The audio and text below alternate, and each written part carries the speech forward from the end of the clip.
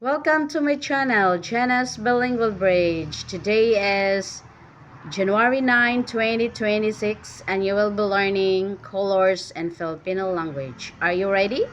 Let's start. Red. In Visayan and Tagalog, the same, pula. Green. In Visayan and Tagalog, the same again, birdie. Yellow. Dalag or lalag in Visayan, dilaw in Tagalog. Blue. In Visayan and Tagalog, the same, asol. White. In Visayan and Tagalog, the same again, puti. Violet. Violente in Visayan, lela in Tagalog. Pink. Limbahon in Visayan, kulay rosas in Tagalog.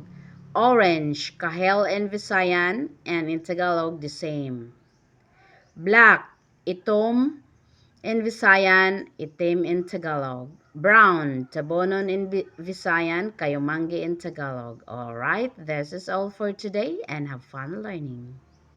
Continue learning and don't forget to hit the subscribe button, like and share, and see you in my next video.